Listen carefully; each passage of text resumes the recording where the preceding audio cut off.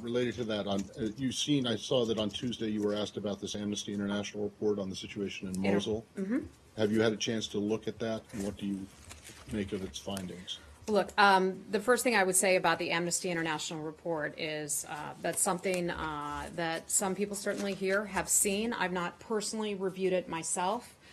In terms of civilian casualties, that's something that I can say the coalition always takes every effort to try to mitigate against any humanitarian or any civilian casualties. It's obviously a very complex situation in Iraq, especially in Mosul, where ISIS has been dug in for quite some time. Folks have raised the issue, why did it take so long to achieve some semblance of victory in Mosul? And that's because ISIS had been dug in so hard. So the coalition takes every effort, as does its partners, to try to mitigate against any kind of civilian casualties. Well, but do you accept the conclusions of the report? How would you exactly state the conclusions? Well, there's a civilian catastrophe. It took the Iraqi forces and the Peshmerga to task for going after civilians under the aegis, kind of the United States. I think what I would say about that is let's remember the real focus of the humanitarian and civilian casualty situation in Iraq, and that is ISIS. And we talked about this the other day. Were it not for ISIS forcing so many people from their homes, and now through the work of the coalition, many people, hundreds of thousands of people, have been able to go back to their homes in Mosul alone. And so the real focus, the real reason why there has been misery in Iraq and Syria as well is because of ISIS, not the coalition and not the coalition partners. Okay, but does that mean that you do not accept the findings of this report? I mean, do you not think that this is a problem? That civilian. Look, I know that if there are obviously, I mean, ISIS aside. Civilians. This report says that civilians have suffered badly. The Department of Defense puts together a civilian casualty list at the end of I believe it's at the end of every month, but I know that they do that on a monthly basis. So then I would refer you to that. I know it's something that we take very seriously. Let me underscore that again. We take civilian casualties very seriously. The United States, its coalition partners, the Department of Defense, all of the folks working on behalf of the United States and the coalition continue to work very hard to ensure that this kind of thing does not happen. Does that mean that you're not going to comment on Look, I do know this. I can tell you that the Department of Defense and other U.S. government entities were not consulted when it came to looking at that report or weighing into that report. So I think that is indicative that the report wasn't fully formulated without getting our input as well. Okay, well, so the reason that I'm asking it, and the reason I'm asking it like this, is that it seems to be, and this is not just something that unique to this administration, but for many over the course of the last four or five administrations, when Amnesty or another human rights group comes out with a report on a country that you don't like, say like North Korea or Syria, and they don't consult those governments when they do those reports.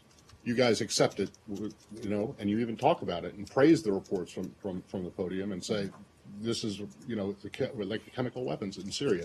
But when they come out with a report that is on a country that is an ally. I'm just saying we weren't consulted on that report. The Department of Defense puts together a very thorough a very thorough civilian casualty list every month. I think the United States does a very strong job of trying to ensure that that does not happen. I think that is evident by the fact that we have been backing Iraqi forces and our coalition partners. We have 72 members of the Defeat ISIS coalition in here right now, including representatives from Iraq. And I think that is indicative of the amount of care and concern that we put into that. So this is not a case, this is not a situation where you accept reports that you like the results of, but do not accept results. I'm not going to characterize it that way at all, okay? I think we've been over this enough. Go ahead. Hi, Saeed. A report. Hi, thank you.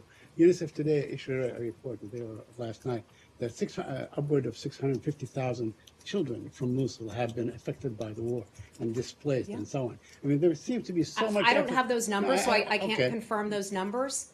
But the point beyond just the displacement, there's so much effort. I mean, you talk about the coalition and the fight and the military aspect of it, but there seems to be nothing out there in terms of reconciliation, in terms of people back by getting aid, doing all these things. There seems to be a Well, big war. let me I be mean, you clear about talked this. Nothing could you be talked about- hold on, Said. yeah. Nothing could be further from the truth on that. I was sitting in a meeting earlier today, as I was sitting in a meeting in this building today, with members of the international coalition. It included members from Iraq as well, where the primary focus was talking about how you start to bring people back home into their homes in Western Mosul. By the way, we've talked about this here from the podium before.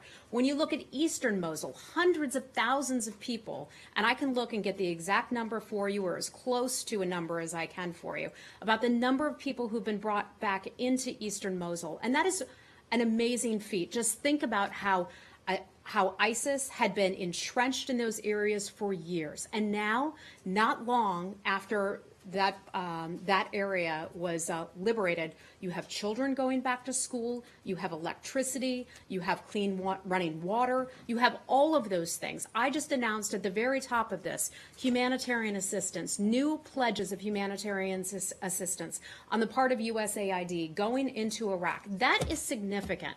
Perhaps sometimes folks like to look for one place, one situation of misery, and forget to see the progress that is being made. We have been clear here that there is a lot of work that is left to be done, no doubt about that.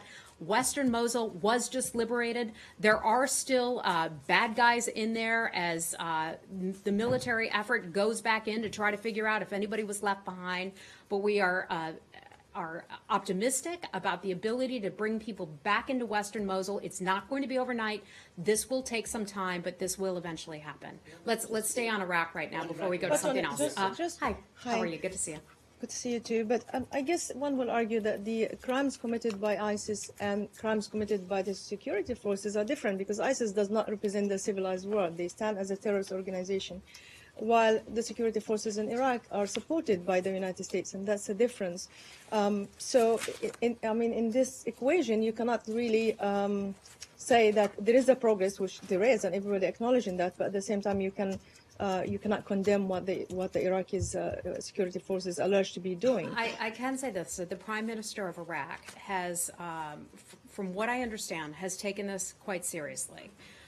He has, in the past, prosecuted people who have been found guilty of any type of humanitarian abuses. The United States would certainly condemn any kind of abuses of that sort, but some of that will be an internal government matter for Iraq. So did you raise this with the Iraqi government, and if you did, at what level? I do not know the answer to that. I did not personally raise that matter with the Iraqi government. I know our special presidential envoy, Brett McGurk, has been very involved in all of that. He will be here later today to answer some of your questions. I understand that'll be at 4 o'clock today.